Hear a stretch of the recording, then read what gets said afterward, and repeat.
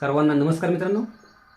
पवित्र पोर्टल शिक्षक भरती 2026 या अनुषंगानेच हा व्हिडिओ तुमच्यासाठी खूप महत्त्वाचा आहे. त्याचं रिझनच असं आहे की आता काही दिवसात तुम्हाला पवित्र पोर्टलवर एक ॲडव्हर्टाईजचा टॅब उपलब्ध होईल.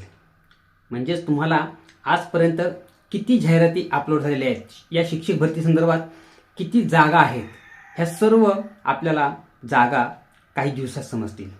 त्याचेही पुढे गेलो तर आपल्याला प्राधान्यक्रम जनरेट करण्यासाठी, त्याचबरोबर प्राधान्यक्रमचा जो काय आपल्याला सिक्वेन्स आहे लॉक करायच्या, या संदर्भात टॅब ओपन होईल.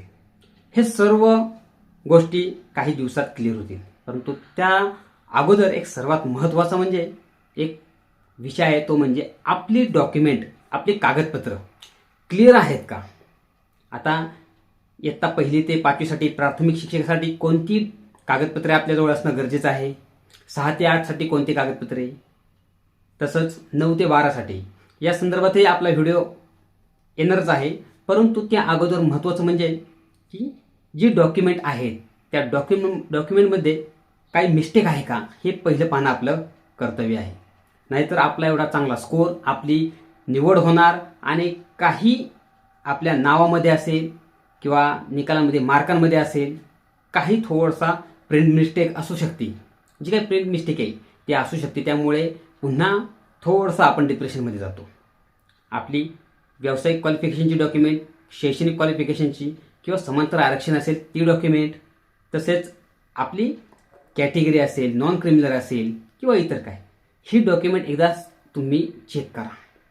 आता हे करत असताना तुमच्या काही डॉक्युमेंटमध्ये नावामध्ये काही स्पेलिंग मिस्टेक आहे का, हे पण तितकंच जरुरीचं आहे. कारण बऱ्याच जणांनी कमेंट केलेले आहेत की हाडके सर, आमच्या जे काही 10वी 12वीचं प्रमाणपत्र आहे, गुणपत्र आहे, त्याच्यावरती नाव आणि त्यानंतर आमचं जे काही इतर डॉक्युमेंट आहेत त्यामध्ये समजा आमचं DEDचं असेल, BEdचं असेल किंवा नॉन क्रिमिनल किंवा कास्ट सर्टिफिकेट, कास्ट व्हॅलिडिटी असेल, त्यामध्ये थोडंसं नावामध्ये तफावत आहे. मग आता आम्ही नेमकं काय करू अशा पद्धतीने. त्यामुळेच मी हा व्हिडिओ तुमच्यापर्यंत घेऊन आलेलो आहे. सांगायचं एकच कारण मित्रांनो, की जर तुम्हाला एवढे चांगले मार्क आहेत, आता काही दिवसात तुमची निवड होणार आहे, त्यामुळे तुमची जी डॉक्युमेंट आहेत ती क्लिअर आहेत का हे पाहणं तुमचं कर्तव्य आहे. आता हे करत असताना काहींच्या जे काय 10वी 12वीचं डॉक्युमेंट असेल आणि इतर डॉक्युमेंट असेल त्याच्यावरती कुठेतरी थोडंसं प्रिंट मिस्टेक, म्हणजेच की जे तुमचं नाव आहे, आडनाव आहे, त्यामध्ये कुठे AEIO जास्त लागलेलं असतं किंवा नाव चुकीचं थोडंसं असतं. तर आता यामध्ये तुम्हाला असं मनामध्ये प्रश्न पडला असेल की आता आम्ही काय करू, आता आम्ही या भरतीमधून बाहेर पडेल का. तर अजिबात तुम्ही भरतीमधनं बाहेर पडणार नाही.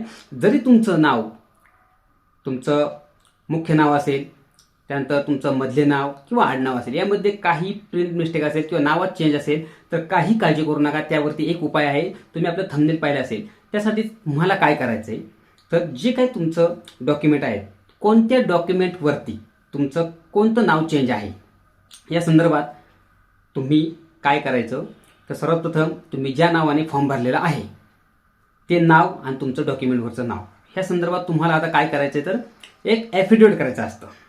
म्हणजे प्रतिज्ञापत्र एक करायचं असतं.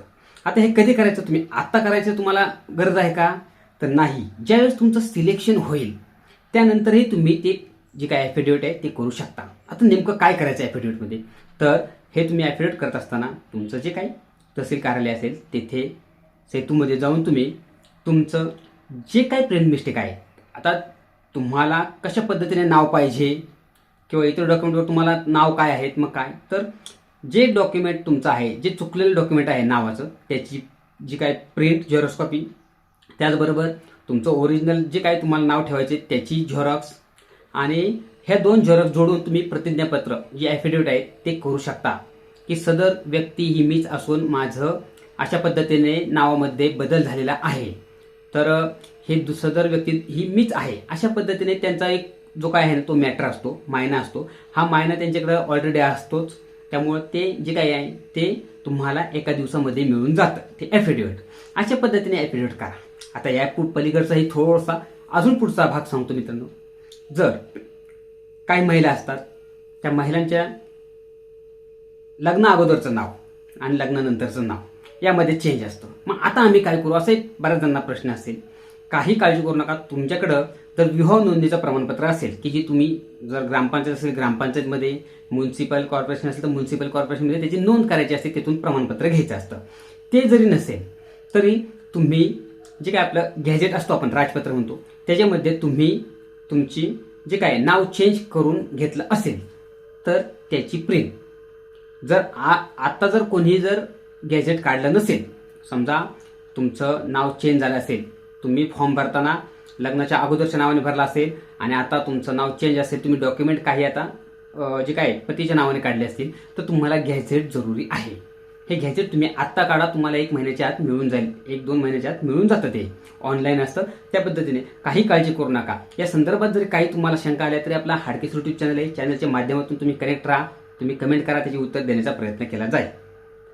तर अशा पद्धतीने दुसरी एक मिस्टेक म्हणजे की तुमच्या नावामध्ये AEIOU हे जे काही स्वर आहेत, या स्वरांमध्ये थोडीशी मिस्टेक होते. समजा कधी काना असतो आणि तेथे ए लावला जात नाही, किंवा उकाराला डबल ओ लावतात किंवा यू असं लावतात. म्हणजे काही ठिकाणी नाव अशा पद्धतीने होतं.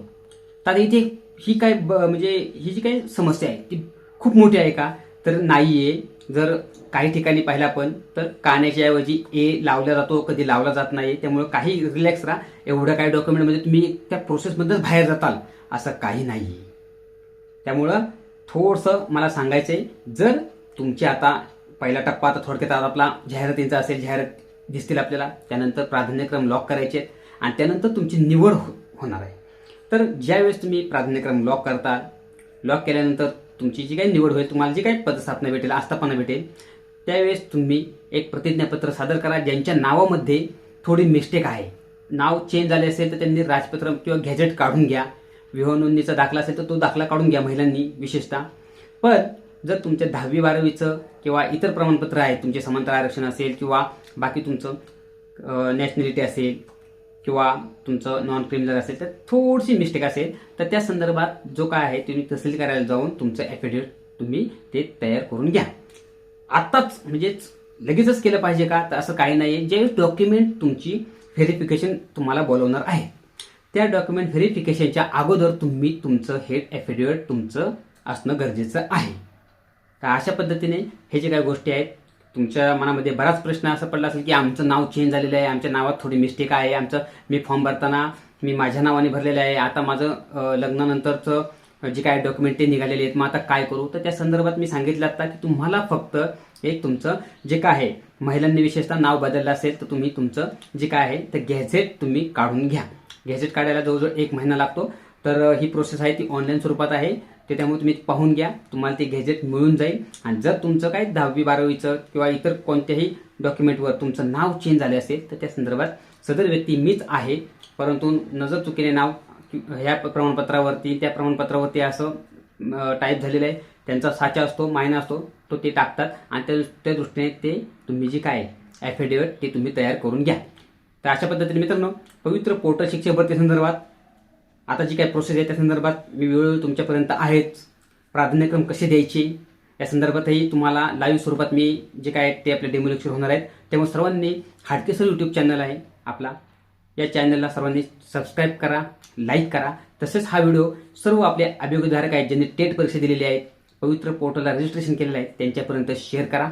धन्यवाद.